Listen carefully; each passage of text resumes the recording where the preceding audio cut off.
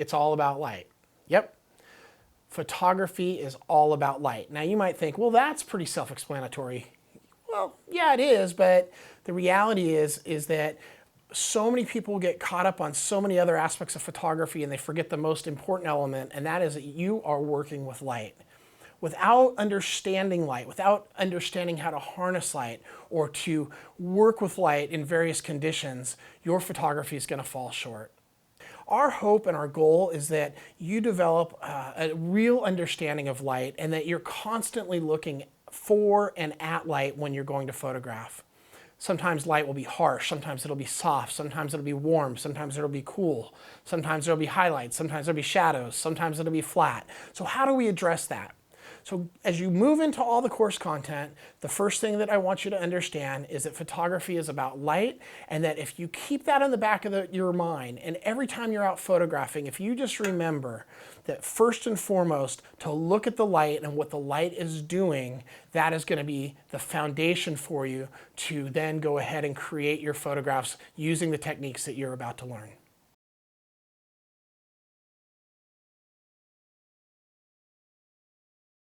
When it comes to photography, there is what I like to call the marriage between art and technique.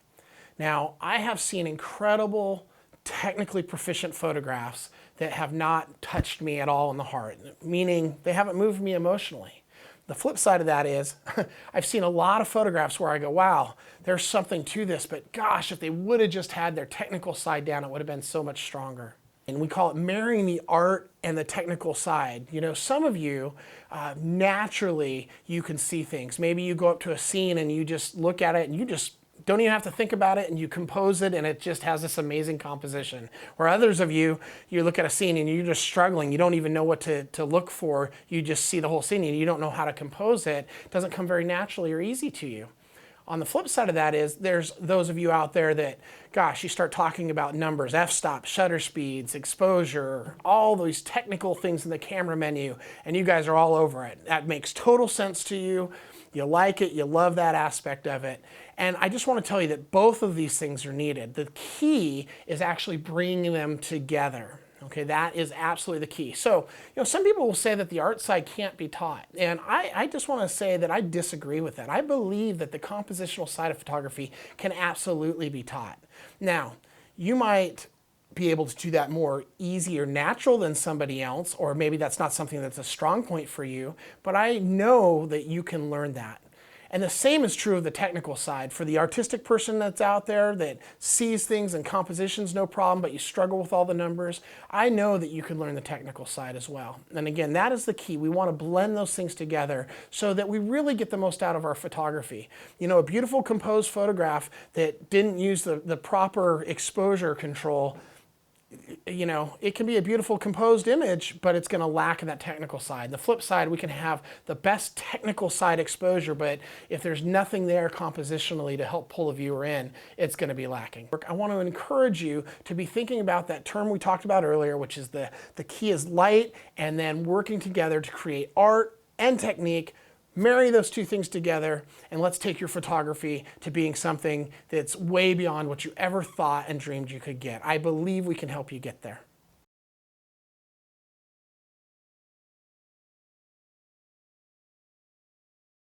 And I'm here to talk to you today about traveling with your gear, and in particular through airports and on different airlines that have different restrictions for the weight of a carry-on bag.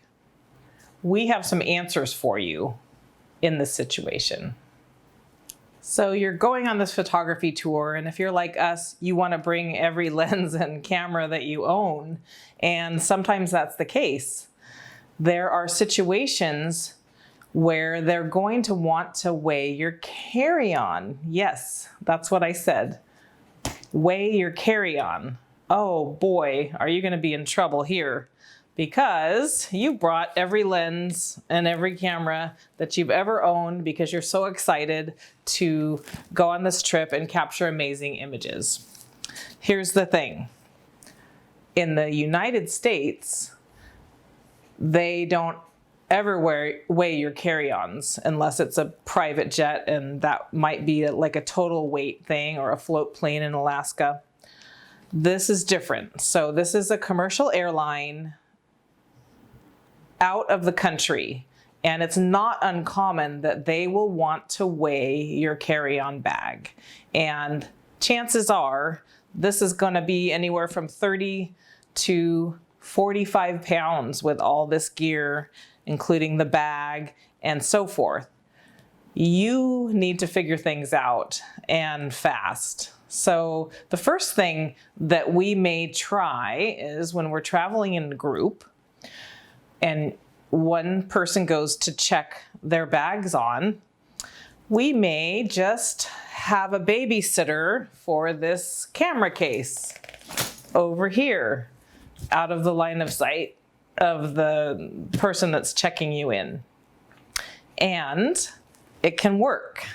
And then we keep switching and switching. So when you come up with your checked bags and just like your little tiny carry-on, you're good and they don't second guess you. And if your carry-on's small enough, they probably don't even weigh that either. If it's like a purse or a little sling bag, no problem. But if that is not an option, we always travel in situations like this with a vest. So this vest is going to be your best friend for lightening this load. So a lot of these camera vests have multiple pockets. This one has one in the back, a really deep one down the side, of which it's very handy to take this heavy lens and put it right in here. You get the idea. And so I'm going to keep doing this and tucking away these items that are making the total weight too heavy, and they don't weigh your body with your clothing on. So you can wear this thing loaded up with the extra 20 pounds that's gonna alleviate this problem and situation, and you're good to go. So they've decided to weigh your bag, and ta-da! I have offloaded quite a few pounds of gear. I've got 2 lenses, one here and one long one here, and a camera on a strap. Okay, but most importantly, if it's a small plane where your bag will not fit, such as the CRJ in the States, no problem. I've got my camera and I have my exposed memory cards all right on my body and a hard drive. Yeah, sure, go ahead and check my bag, gate check my bag. I've got all my important stuff on my body. So it can be a lifesaver in a situation where a foreign airline is going to weigh your carry-on, or in a situation where the plane is so small, your carry-on, which happens to be all your precious cameras, will not fit in the overhead. You just offload your most important items, your long lens camera, lens on this camera. So I have 3 lenses, a camera body, my exposed memory cards or unexposed memory cards, and also a hard drive. So the stress is off and we can board and get on with our trip and have a great time.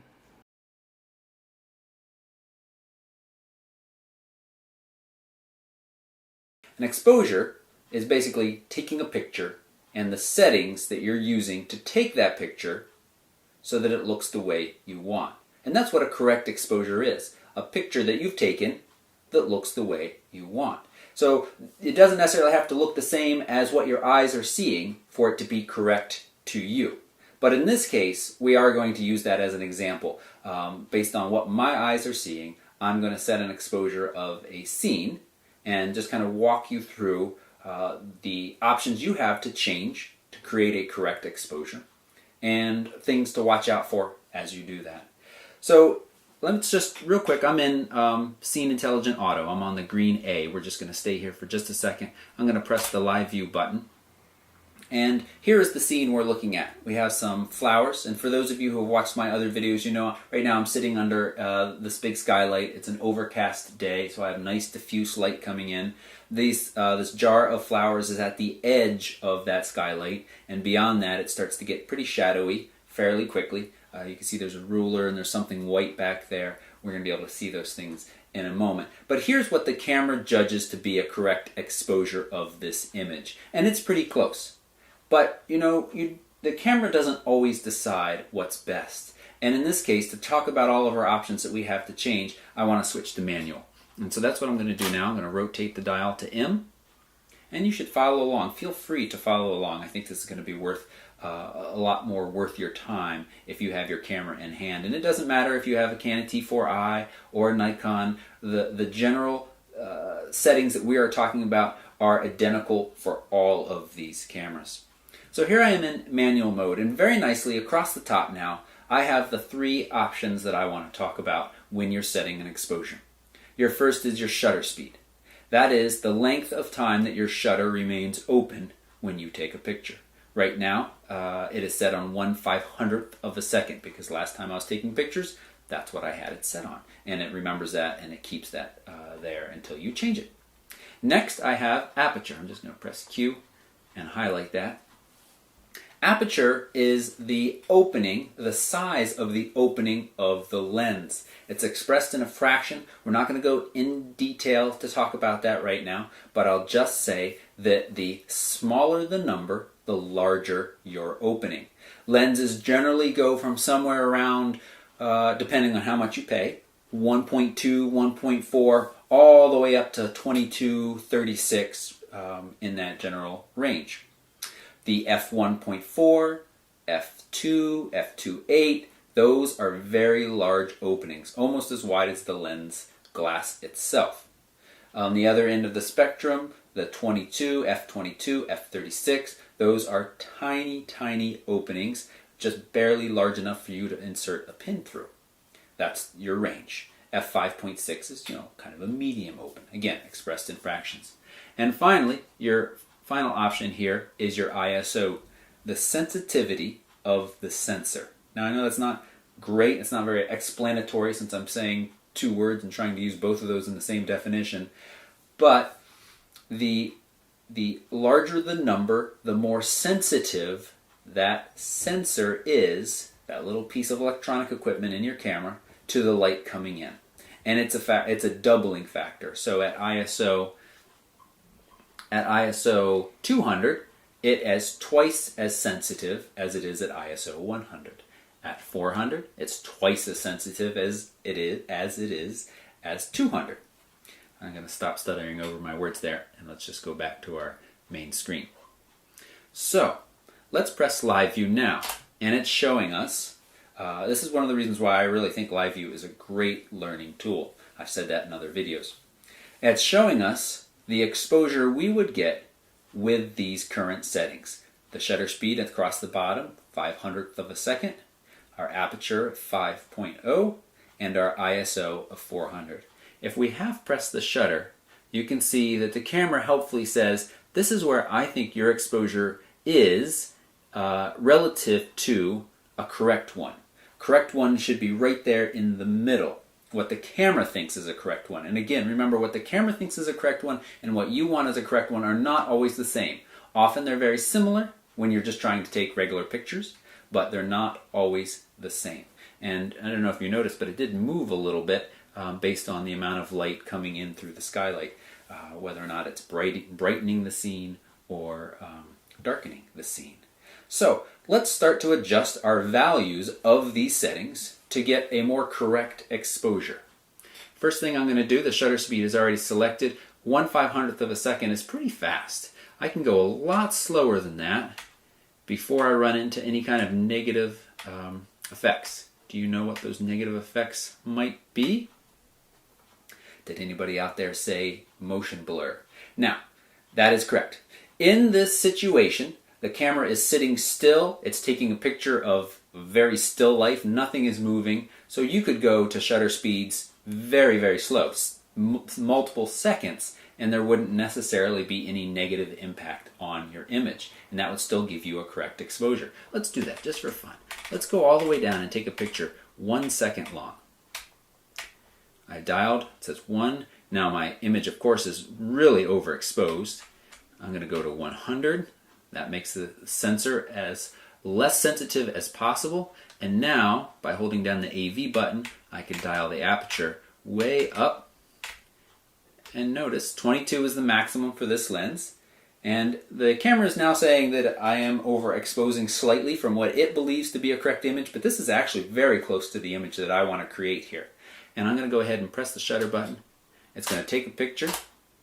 It took 1 second to take that picture. Let's go and put that on the screen for a second and get rid of all of the info. But you can see 1 second, f22, ISO 100. And there's my image.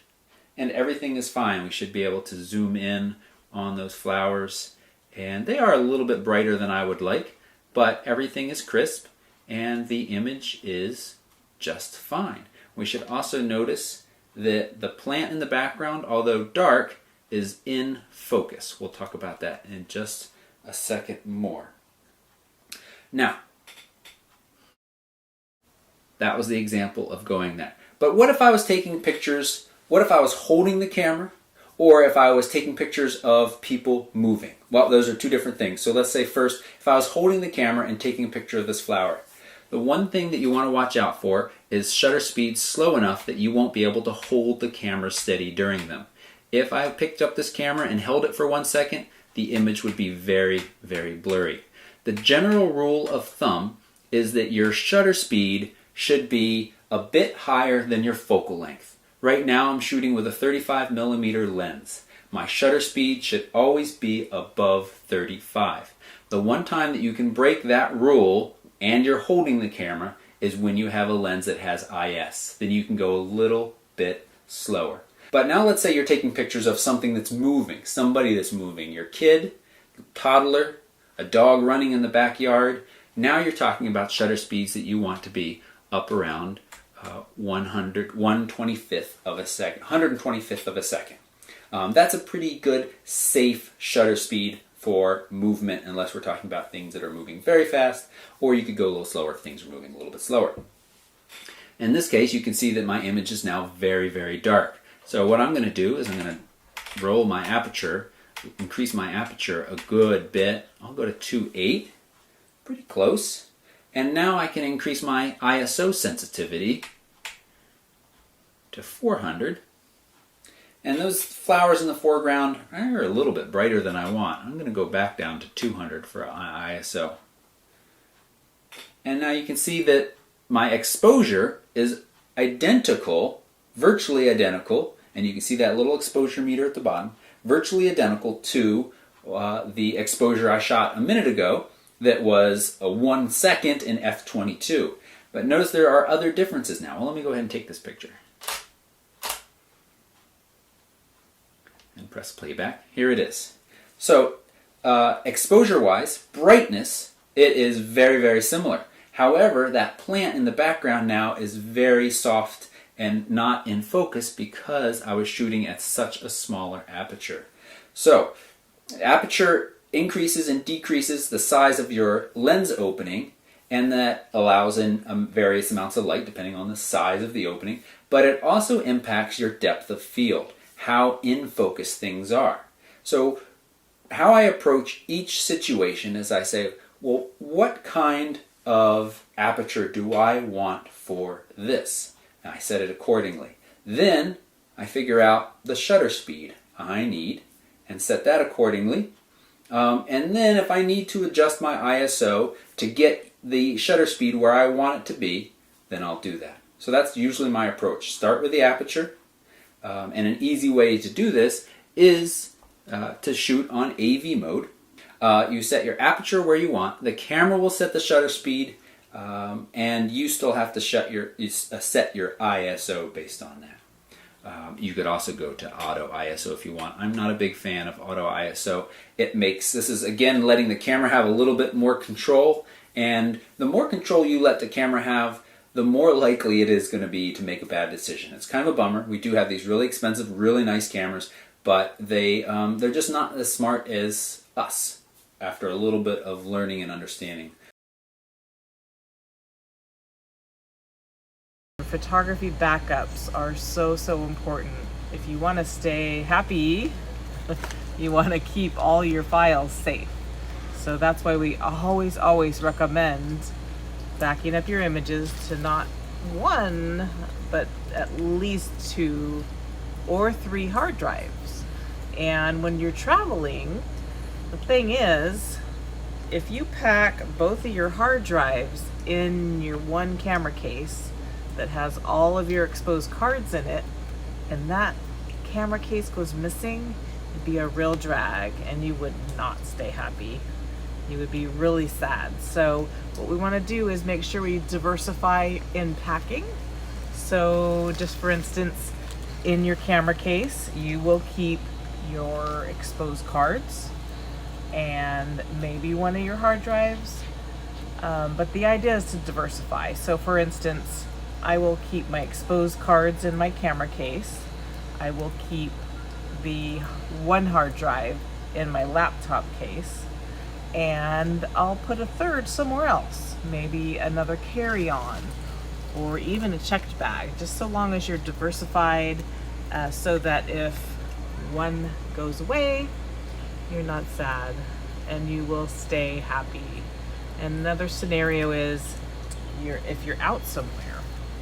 Like when I used to shoot weddings on location, on a weekend, out of town, location wedding, I would always bring my exposed cards on my body following the wedding the next day and so forth, so that I knew that I had that copy on me, and it's just really safe insurance. And another idea is, what if you're out camping? We just got a question the other day. Oh, I'm going camping. I don't know how to keep our cameras safe when we go for our day hike away from our campsite. Well, think it through and be smart about it. And whatever you do diversify your hard drives and your copies, and make sure that you're covered in case one of those goes away, in case someone were to come in your tent and steal a bag that had them on it. Just be smart, think ahead, and you will retain your memories forever.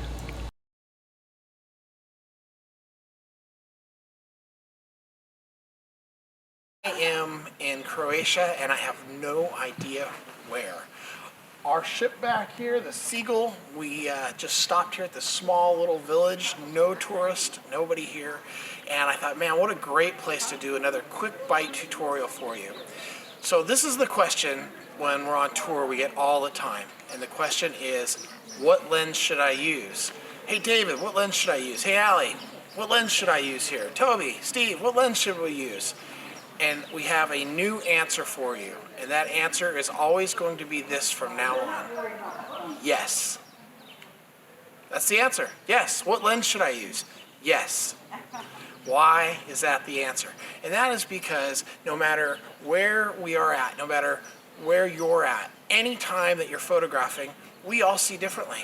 And what I wanted to do is just take this beautiful little scene right here, and all I'm going to do is I'm going to stand here and I'm going to shoot a number of photographs with different lenses just to prove the point that it doesn't matter. You can get great shots with any lens, but it's really about how you see and how you want to see. So what comes really more into mind is how much do you want to carry?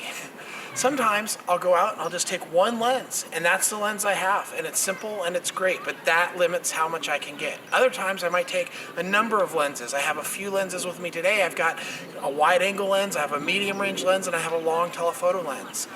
But I only had to walk 50 yards, so it makes it much easier. But just to show you that I can get great images with all of these lenses, and why we are now saying that the answer to the question of what lens should I use is simply yes, is because as you look at these images, you can see that no matter what lens you use, there are many different ways to see a subject. So I'm going to do a 360 and I'm going to photograph with all these different lenses, and I hope you enjoy these images and now understand why we say simply yes when you ask, what lens should I use? Okay, pen members, so I'm back at you here from the same quick bite here. I just wanted to show you, you can see from all these photographs that I have just taken, these were taken with just a couple different lenses, a wide angle and a medium range lens, all the way to a long telephoto lens. And see, what it really comes down to when you ask us that question about what lens to use and we just say yes, again, I just wanted to show you, just standing in this one spot, I didn't even move more than 5 feet around me, I got all of those different photographs, all these different photographs that you see. So what you really want to ask yourself is, one, how much do you want to carry? Like I said before, I literally only had to walk 50 yards to get here, so it's okay to carry all those lenses. Sometimes I just take one lens out. The other question really to ask yourself is, how do you see? What do you see? Because we all see differently.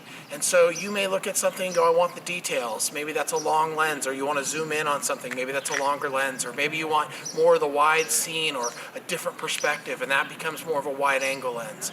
So from here on out, when you ask yourself that question, what lens do you want to use? Or more importantly, if you ask us the question, what lens should you use? We're going to answer yes. And you simply say, okay, how do you see? What do you see? What do you want to see? And then you make the decision. It's not a wrong decision. There is no wrong decision here. It's simply how you see it, how you feel it, and how you want to portray that to everybody that sees your images.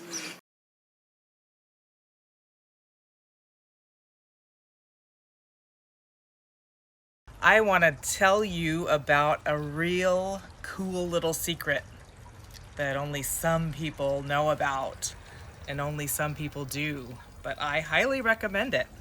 So this little thing on your lens, it's called a lens shade, and when it's backwards, it doesn't do a thing for you.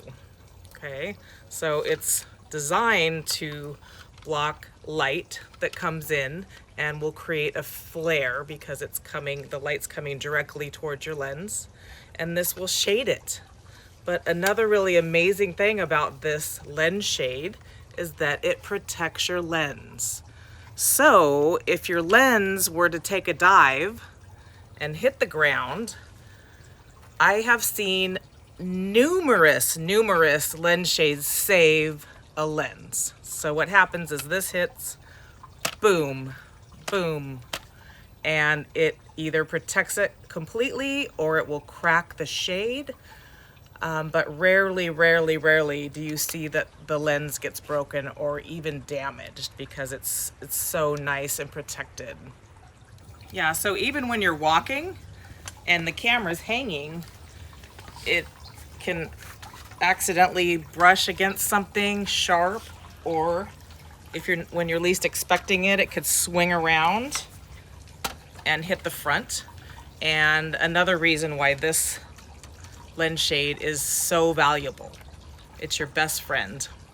The reason I wanted to do this tip so much was because we see our clients very frequently forget to turn their lens shades around. And it's kind of one of David's thing. He'll point, where's your lens shade? And so by just using it out, it creates a wonderful protection for your camera and also blocks the stray light coming across.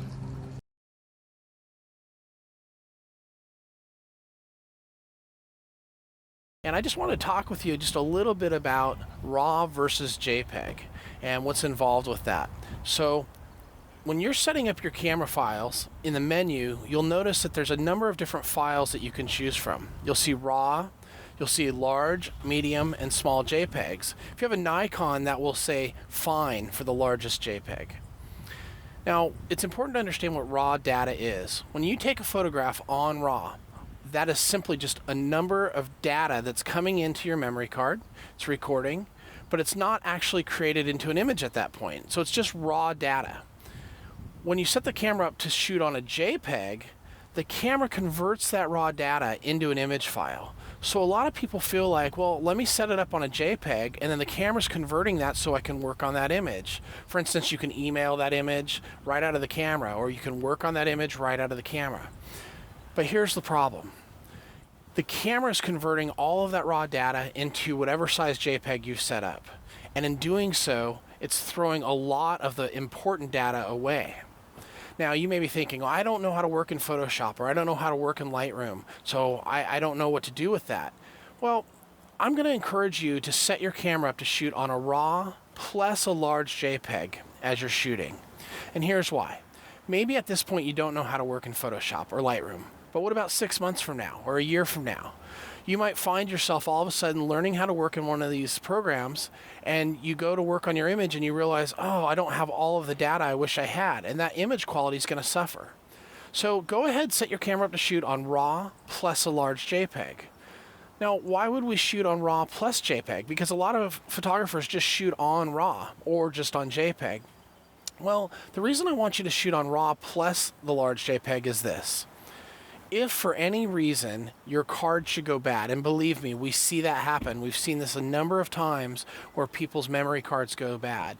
If your card goes bad, the software that's available today to go in and recover images typically can't pick up the raw data. But if that data has been converted into a JPEG, the software will recover it. So if you're out shooting and you're on RAW plus a large JPEG, and for whatever reason your card goes bad, maybe that data is lost in the RAW, but at the very minimum, when you put in the software to recover it, if you have the large JPEG, at least you've still got a very good file to work with. So just as a side note here again, when you're setting up your cameras, make sure you go into the menu system, look for RAW and the JPEG, and set your camera up with RAW plus a large JPEG. In Canon, that will be RAW with an L. In Nikon, that will be RAW plus Find. And you'll find that you're going to be much happier at the end result of your images when you start working those in software such as Photoshop.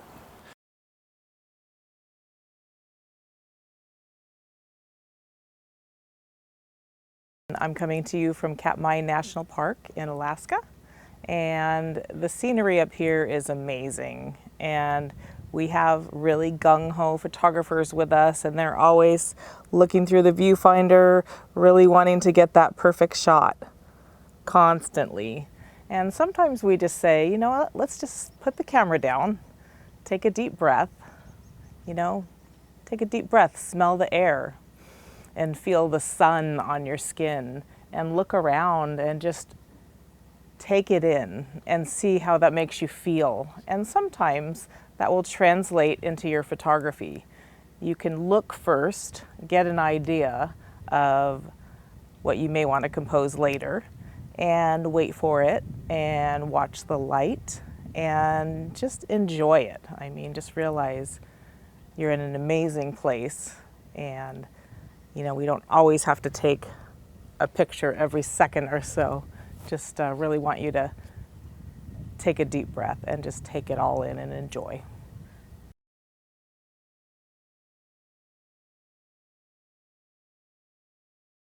I am out here in Winslow, Arizona, as in standing on a corner in Winslow, Arizona, which is actually right over there, but I am in front of this amazing old truck here against this brick wall, and I just wanted to talk about when you find something really cool and interesting and you're going to photograph it. I've done other tutorials on this, but it's not just shoot one shot.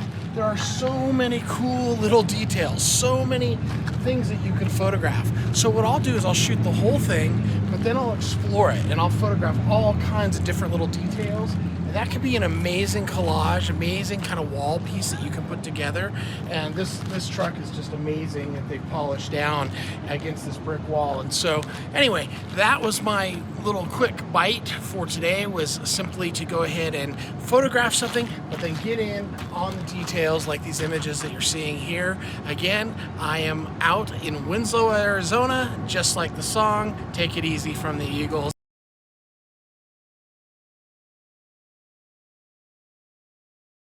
and I am aboard the Island Sea out here in Katmai National Park in Alaska, and we have been photographing grizzly bears, and it's an amazing, incredible experience.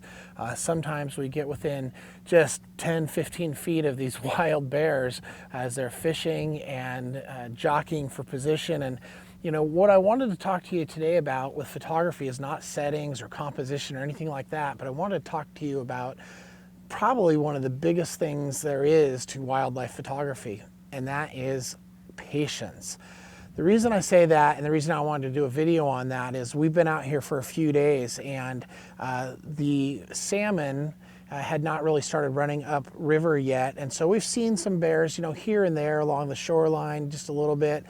But nothing super exciting. And you know, you can kind of feel with the group, everybody's kind of like, there's a little bit of impatience going on. Everybody's a little bit, are we going to get this? Is this going to happen? And so, you know, it's just been interesting because we'll sit out there. As a matter of fact, yesterday and today we sat there. We saw one bear, and our guides were like, look, you guys, we just have to be patient. We may have to just sit here for a few hours and see what's going to happen. And everybody's like, sit here for a few hours. Basically what happened is we sat and sat and sat. We watched this one bear, not a lot of action. We decided after a couple hours, we decided to go ahead and leave. And of course, as soon as we left, we saw another bear coming around the corner. And then we're watching and we're like, you know, that bear's going to go over there to where we just were. So we brought the skiffs, the little boats back, and we kind of set up again. And I don't know, maybe another hour went by and we're just waiting. And next thing you know, all of a sudden we've got a lot of action going on. It was like salmon season just opened for fishing while we were there. It was pretty awesome. And we had this young bear that was kind of trying to get some territory. We had two other bears that were definitely not wanting that bear to be there. And all of a sudden we are in the middle of all of this incredible wildlife action. Bottom line is, if we hadn't been patient, if we had sat there for that half hour, and just called it and came back to the ship, we would have missed everything. Instead, by waiting, being patient, understanding that you just have to that's part of wildlife photography, is, you know, we're not photographing in a zoo, we're not photographing at an animal park. We are out in the wild. What takes place, and patience is the biggest key to getting your shots. What's happened since? Well, then all of a sudden, like I said, it was like salmon season is open for business. All of a sudden the bears are in, action's taking place. We're getting incredible wildlife photography of these grizzly bears. So I want to encourage you, if you're going to go do wildlife photography, don't expect to go for one day to one location and spend a couple hours and get it. You may have to go to the same location 3, 4, 5 days just to get one or two really great shots. That's what it takes sometimes to get the great wildlife photography.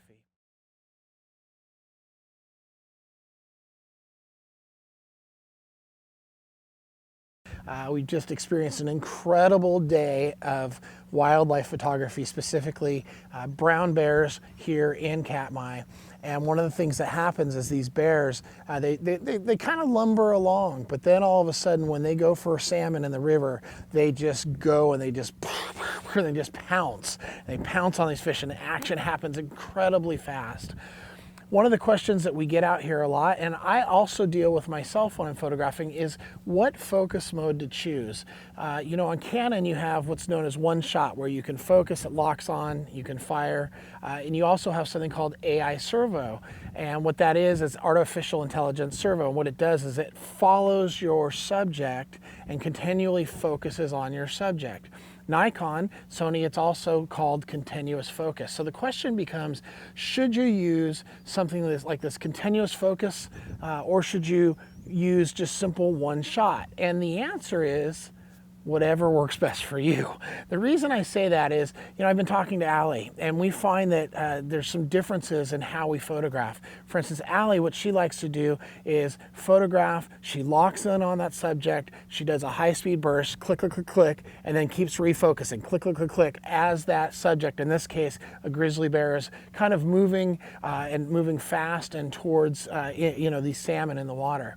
Myself, up until the new Canon came out, I wasn't really thrilled with any of the automatic focusing, AI servo or continuous focusing modes. The new Canon Mark IV, and I know on the Nikon, like their D850 and these new Sony systems, they have really good continuous focus. What I find is this: if a subject is moving towards you and moving fast towards you, the automatic servo focusing modes work pretty darn well. I still don't recommend you just hold the focus down and keep shooting without ever refocusing, because what happens is cameras work on contrast and they focus on contrast. And so if something, for instance, I actually had this happen where I'm focusing on a bear and all of a sudden there was a brush in front of the bear, a little bush, and the camera picked that up and I lost the bear in focus. That's one of the downsides to it. I did find that as long as that subject's moving towards me and fast, that those continuous focus, or AI servo on a Canon is how it's called again, works really well. I do find that if a subject is moving parallel to me, not at me, that I prefer the one shot as well, where I'll focus, lock, make a burst, focus, lock, make a burst. But it's important when you're doing this to go ahead and also use your high-speed burst shutter action. So it's taking, several shots within a second, click, click, click, click, versus just one at a time. You put that combination together and you should be able to get some nice tack sharp photographs of your subject as they're moving in a high-speed fashion.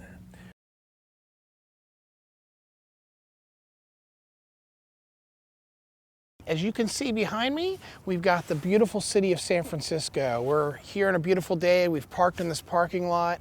And what I wanted to talk to you today about was not being a victim with your photography and your photography gear. Unfortunately, crime in all areas, but especially in these big city areas, has become rampant all around the country. We've seen it happen here in San Francisco many times on photo tours. And as you can see from the broken glass right here in this parking lot, that's pretty much a dead giveaway that somebody's car got broken into. It's super important to understand that when you park your car and you're leaving it, even if you put all of your gear in the trunk, people around here are watching, or can be watching, and they will actually break the window even with nothing showing in the vehicle. They'll break the windows and try and pop in the trunk, and they can do it in a matter of a few minutes. Again, we've seen it happen all over the place, and so we just wanted to talk to you a little bit about not having your day ruined when you're going to photograph. So whatever you're bringing photography gear-wise, make sure that it is with you and on you. Do not leave it in a car at any time for fear of this.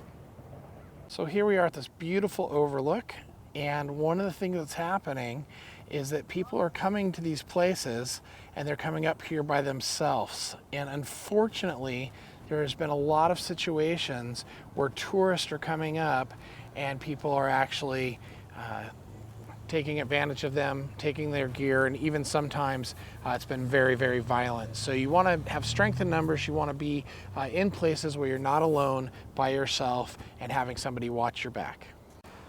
One of the things that happens when we are out taking people on these photographic trips is we see people doing this all the time. And if you look down here, you'll notice that we have our photographer, and then below her is her camera bag, and she's not paying any attention. And we've unfortunately seen that happen right there many, many times. And the thing is that the victim, in this case, has no idea what has just happened. And she's gonna turn around, she's gonna look for her camera bag, and it is going to be gone.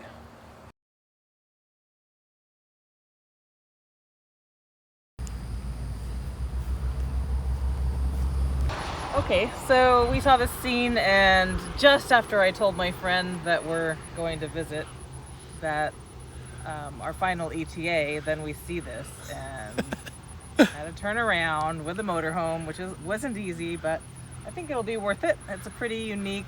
We've seen a lot of little old broken down houses with stuff growing out of them, but this one's really takes the cake. And I do really love how the trees are framing it. Just enough of the building showing. It's left showing, so we can see kind of the shape that it was. So I'm using black and white infrared. It's a digital camera that has been converted to infrared, which means that they take the infrared blocker off of the sensor permanently and they put an infrared filter on top of the sensor, so it's permanently an infrared camera.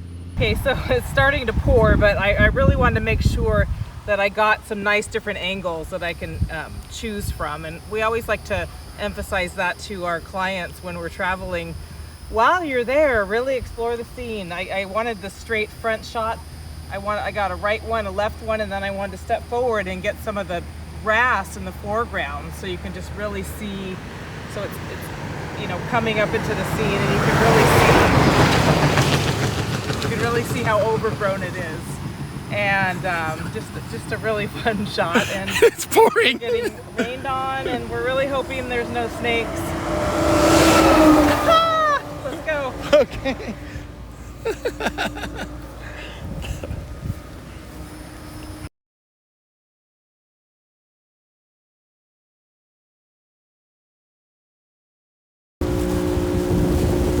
Hey, honey. Yes. Hi. Why don't you talk about the thirds in the sky? Because I just saw that's what you were doing with your camera. You didn't know I was going to do this, but that's what you were doing. I know. Oh yeah. So I always like to encourage people when you're taking a landscape with water and sky to give more room to the area that is more attractive. So in this case, it was the sky. That's funny. Sorry. Look where your hands are. And the opposite would be true, maybe like a sunset where the water was really very pretty. Give that 2/3 and the sky 1/3. In this case, I gave the sky most of it, actually, probably So something like 3/4. like that right there would be a little more. a little more. So that's kind of what you're visualizing. But over there, Yes, I yeah. understand. Okay. Oh, that yes. little swirl. So you yeah. see all that right Yeah. there In the land, sort of. versus centered like that, which a lot of people tend to do. Yeah. And don't if the do water that. was awesome, Yeah. you might do something like that. But Correct. keep it out of the center and get right up into those thirds and get Yes. that sky. Look at that cute little girl. Cool.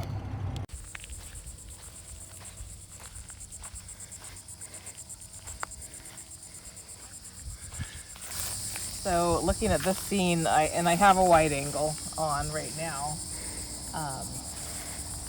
I'm actually trying both. So, like I said on the last tutorial, take a variety while you're there and choose later what's your favorite. I'm doing 2/3 foreground here, and then the next shot I'll do 2/3 sky. So something like two-thirds sky looks like something like that. And well, a little different with my lens, but yes. And then, or 2/3 foreground. Yeah. But you're not using just the horizon right in the center Correct. a lot of times. And of course it depends on the lens you're using, right? Which is what you're saying. Yes. This will probably be a pano, actually, because a pano with 1/3 on the bottom, because I see that long white cloud, that lit up cloud. Mm-hmm.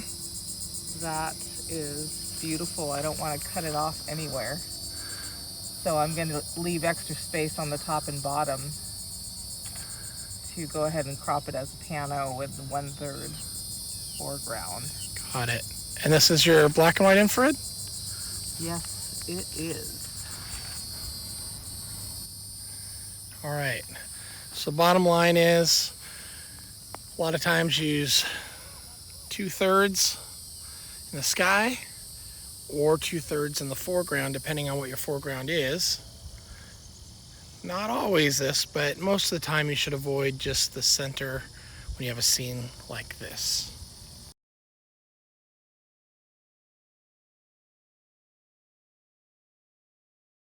So the key to getting that starburst effect is based on the lens that you're using. And what you need to do is go to the biggest number aperture, the biggest f-stop number that you have for the lens. And every lens, based on the mechanics of that lens, are going to give you different results. So sometimes you're gonna look at it and you go, well, that's a 8-point star. Sometimes it's 4 points, and sometimes it's very little of a starburst. And a lot really just depends on the lens that you're using. In this case, I have got, this is the medium format Hasselblad that I'm using right now, and this goes to an aperture of f32. And with that, it's closing down. If you ever want to practice this, you can close down your hand over your eye and point it towards a light, and you'll see how things start to burst. And that's exactly what we're doing when we're closing down the aperture, which is a big number, with the lens to get that effect. All right, so what I've done in this case is I'm shooting at 100 ISO. I'm on a tripod, so I'm not worried about where my shutter speed's gonna fall. I've taken my aperture to f32. Now, most of your lenses probably will go to 22, maybe 29. Some will only go to 16, but take it to the largest number aperture you can, which is the smallest opening. And then I simply adjust my shutter speed, and in this case, it's giving me a 1/6 of a second. Now, it's really important to note that when you're using live view, right now what I'm seeing on the back of my camera is not what I actually want. But when I take the photograph, it will actually look differently than what you see on the live view. The other thing has to do with lens flare. In fact, as Allie's filming this, you may see flare coming behind me. And what that can do is totally be a big blown out blotch. So what we want to do is look for areas that we can kind of place the sun where the tree or a building is kind of partly hidden and it's just kind of breaking through, and that will also help. So here's a great example of the shot that I just about to take.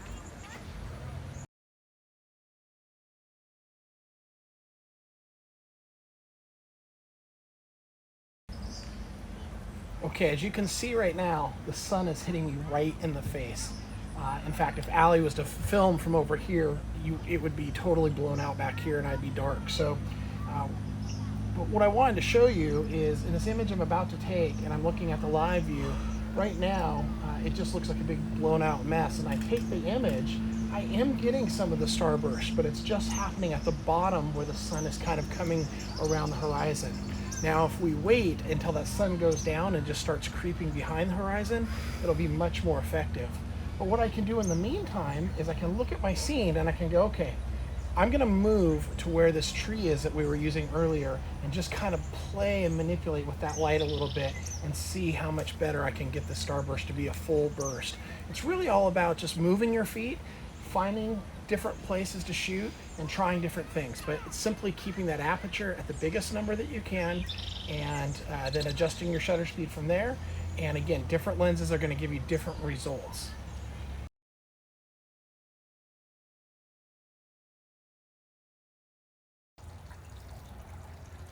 Hi, photo enthusiasts. I want to share something with you that totally breaks our heart. And what that is seeing our clients accidentally drop a lens or accidentally drop their camera. It's just heartbreaking. Sometimes on the first or the second day of a trip or a special event. I mean, let's do whatever we can to make sure our equipment is protected and great.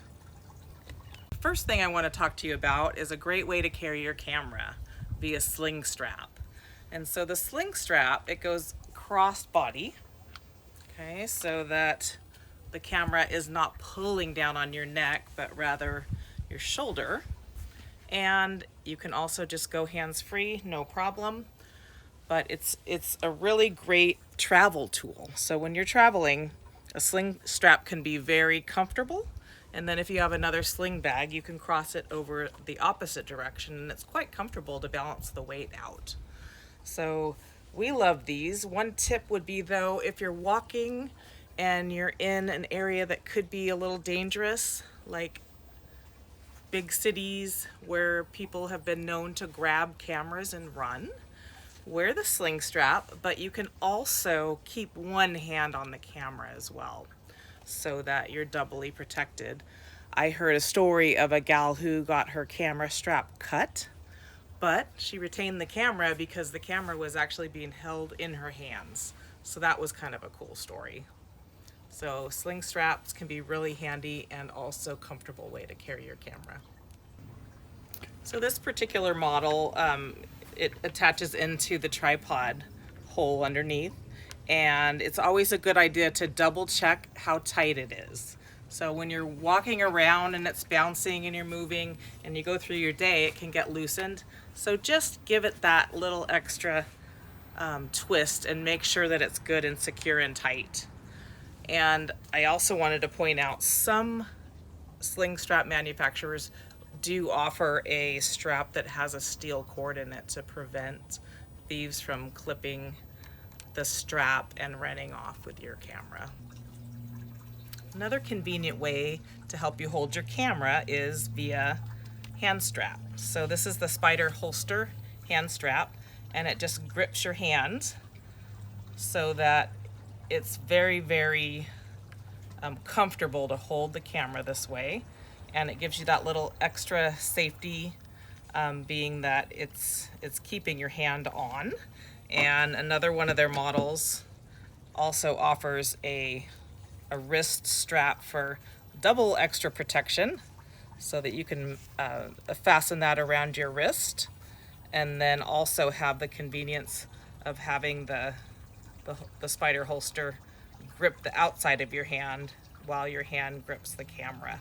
So it's a really great system that I highly recommend to cut down on those mishaps when the camera can just accidentally come out of your hands. So it's good safety. Part of the Spider system, if you're interested, is the holster. So what it is it's a really nice sturdy belt that you wear, and it has hardware to attach your camera very, very securely right to your waist. And it also has a safety lock feature, a little lever that you just switch to make sure it doesn't accidentally fall out. So in theory, you could actually run with this, and it's very secure, and it allows you to be hands-free if you would like to be, if you're hiking or doing other things with different cameras. It works out really great, very handy. I don't like to go a trip without it.